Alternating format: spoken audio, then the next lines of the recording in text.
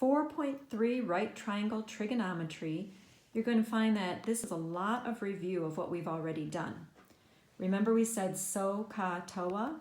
So the sine of theta, which is just the name of our angle, is the opposite over the hypotenuse.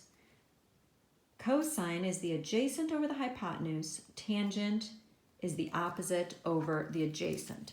So I'm using SOHCAHTOA to help me remember that. And then the cosecant is just the reciprocal of this, so it will be the hypotenuse over opposite.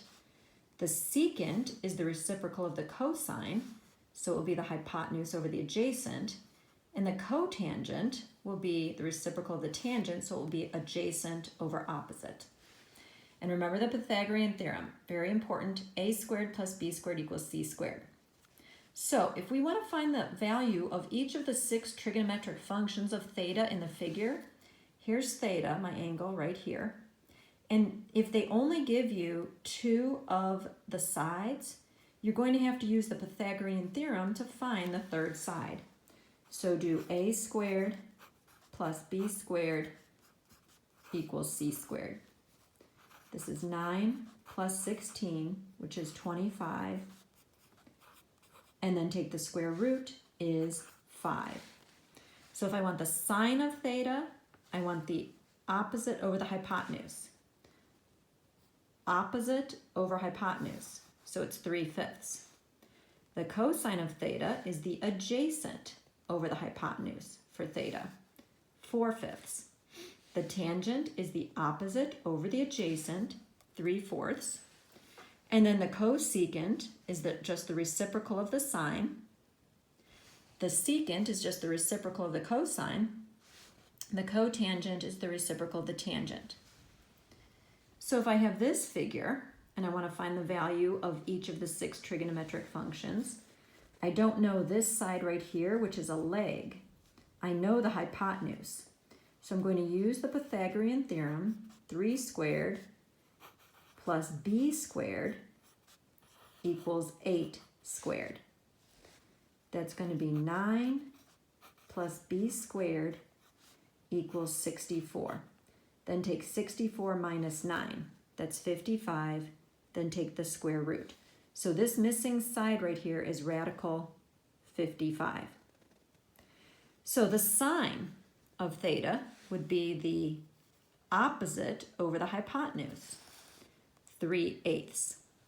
The cosine would be the adjacent over the hypotenuse, radical 55 over 8. The tangent would be the opposite over the adjacent, so 3 over radical 55, but you're going to need to rationalize the denominator, so multiply top by radical 55, bottom by radical 55, and that's how I get 3 radical 55 over 55. The cosecant is the reciprocal of the sine. The secant is the reciprocal of the cosine, and then rationalize the denominator by multiplying by radical 55, and that's how I get that. The cotangent is the reciprocal of the tangent, so go back to this step before you rationalize the denominator and flip that, and that's how I get that. All right, special right triangles. We already mentioned in a previous video the 45, 45, 90 right triangle, 1, 1, square root 2. There's another special right triangle, 30, 60, 90. The shortest side is going to be 1. Now, how do I know where to position the shortest side? It's always opposite the smallest angle. The longest side is the hypotenuse, and that's going to be 2. And then the third side is going to be radical 3, which is approximately 1.7. You can check this with the Pythagorean theorem. 1 squared plus radical 3 squared would be 1 squared plus radical 3 squared. That would be 1 plus 3 is 4, and c would be 2. So you can find exact values of sine, cosine, tangent of 30, 60 using this triangle. The sine of 30, here's 30, would be the opposite over the hypotenuse. The cosine of 30 would be the adjacent over the hypotenuse. The tangent of 30 would be the opposite over the adjacent, so that's 1 over radical 3, but remember you have to rationalize the denominator, so that's where I'm getting radical 3 over 3. Then the sine of 60, opposite over hypotenuse. Cosine of 60, adjacent over hypotenuse. Tangent of 60, opposite over adjacent. So notice that the sine of 30 is the same as the cosine of 60. And the cosine of 30 is the same as the sine of 60. That will be important to remember. And that's what we mean with these co-function identities.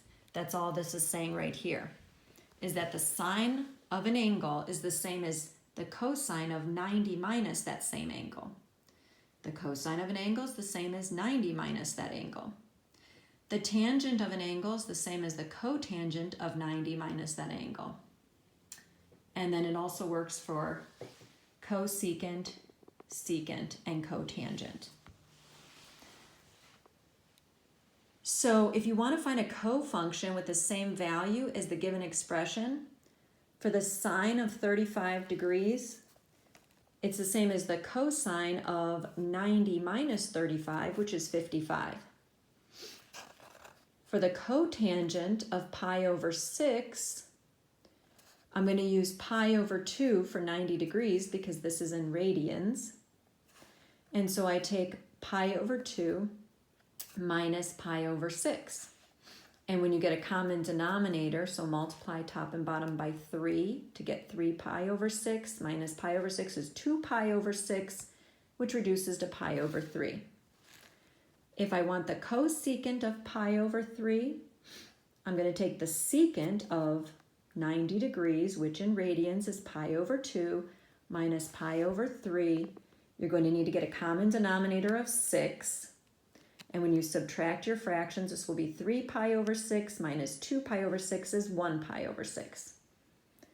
And then the tangent of pi over 7, you're going to do the cotangent of pi over 2, which is 90 degrees, but we're in radians, minus pi over 7, get your common denominator, multiply by 7, multiply by 2, and that's how I'm getting 5 pi over 14 cotangent.